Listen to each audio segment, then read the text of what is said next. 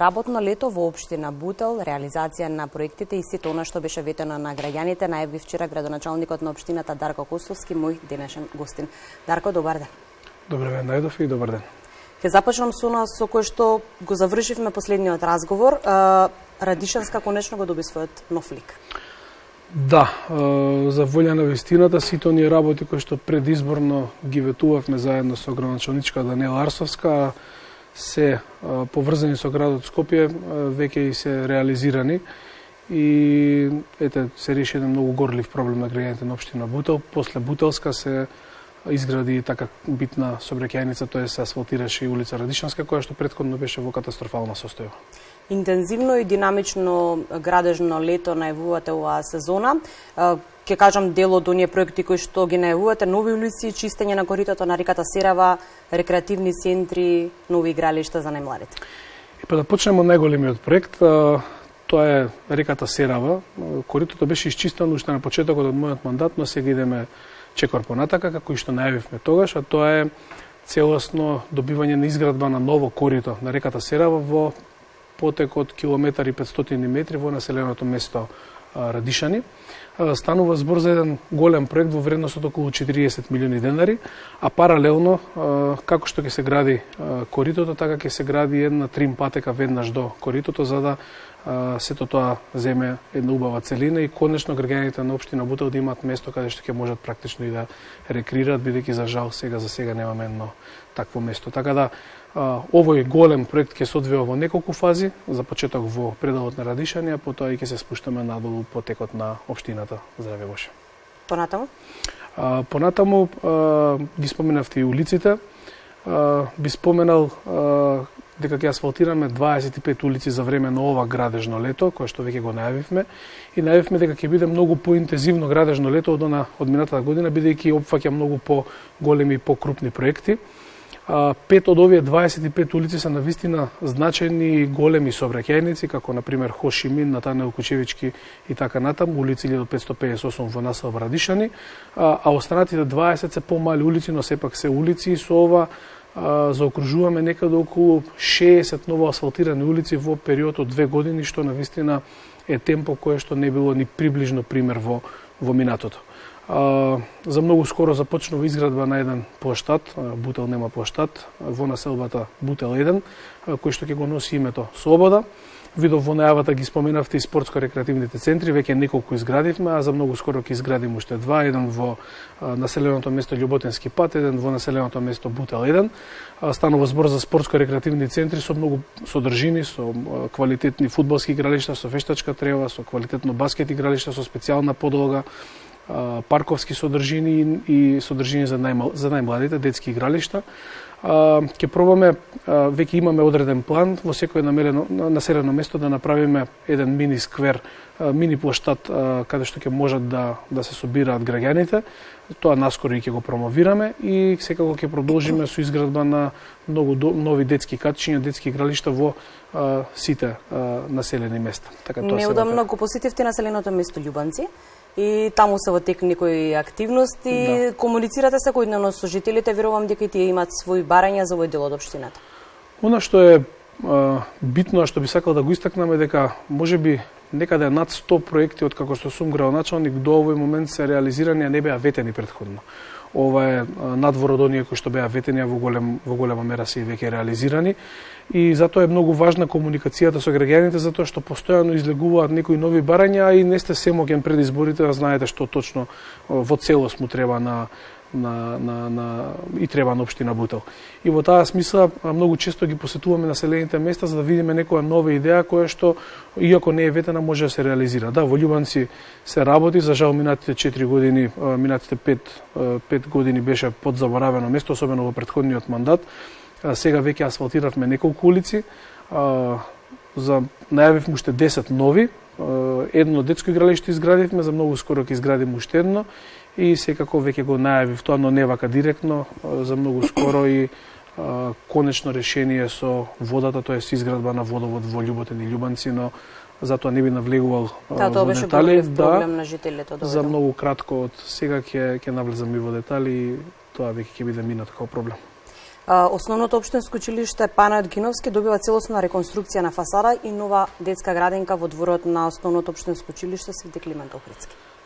Градинката е веќе во финална фаза. Здравје Боже, некаде од септември треба да започне и со работа и веќе ќе го надминеме проблемот кој што го имаат граѓаните на општина Бутел со најмладите, да нема веќе никакви листи за чекање за дечињата во градинките. По однос на фасадата во Панајот Гиновски, после 60 години ќе се изгради нова фасада и во оваа прилика морам да се заблагодарам и на Министерството за образование и наука и на министерот лично за соработката која што ја правиме за сето ова да испадне како што треба.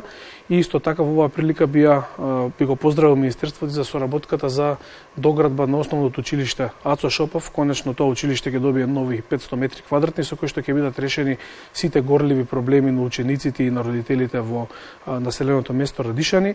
Општина Бутел беше задолжена да изготви еден проект. Проектот е готов, сега е на потеки Министерство за образование и наука и ете овие два проекти некако заеднички со нив ќе ги решиме, станува збор за многу клучни проекти за општина Бутел. Има ли доволен капацитет за идните првачења во општината, а кога сме веќе кај основните училишта ги споменеме и градинките? Секогаш недостасува плюс градинка во општините? Со новата градинка во населеното место Бутел 1 која што спомнавме, веќе се надминуваат сите проблеми, нема да имаме проблем со згрижување на дечињата во предшколска возраст во градинките, а по однос на училиштата, со новото училиште кое што се гради во Визбегово исто така во септември ќе почне со работа, здравје Боже, ќе бидат надминати сите проблеми за прводеленчињата. Бидејќи во овој момент само имаме проблем само со учениците од Визбегово, но тој проблем ќе биде надминат и со тоа вака лесно ќе функционираат прводеленчињата.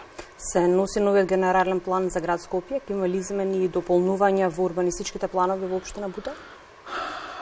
Немам цел да критикувам, но скоро и да немаме контакт со реализирање, тоа со како течат подготовките за генералниот урбанистички план од градот и затоа не би знаел точно вака да ви посочам дали ќе има некои клучни и големи измени, но на што би сакал да го потврдам е дека општина Бутел нема да дозволи никаков тип на бетонизација, нити пак, директно се изразам, изградба на згради, затоа што тоа беше мое предизворно ветување и сметам дека треба да се држиме пози тоа, бидејќи граѓаните дадоа подршка токму заради тоа, една од работите, но верувам клучна, и во таа смисла ќе се задржи мирниот начин на живот на територија на општина Бутел, во тоа да бидат сигурни граѓаните.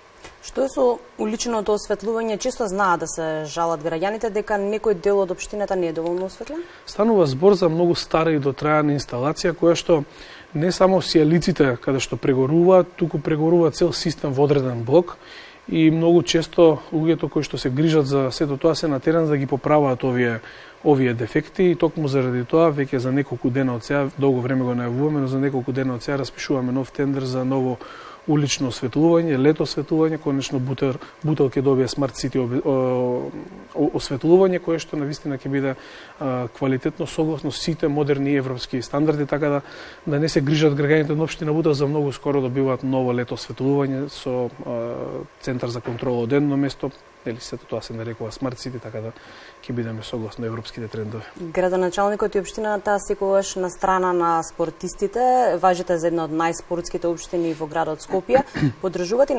Ги поддржувате ли натаму младите спортисти? Што може да очекуваат во иднина од градоначалникот? Знаете вие често да ги примете во вашата општина да поразговарате за нивните проблеми. Да, најспортска дефинитивно по резултати, тоа не може да го спори никој, но се трудиме тоа да го направиме и по инфраструктура и се надевам дека до крајот на мандатот и тоа ќе биде така. Да, воведовме стипендии, мислам дека сме единствена општина во градот Скопје која што дава стипендии директно на спортистите, околу 60 на стипендии. До година ќе го зголемиме и бројот и сумите кои што ги имаме во стипендиите. Во моментов трае конкурс или е завршен од пред некој ден, завршен е чинам за помош на спортските клубови, 3 милиони денари ќе се доделуваат на спортски клубови.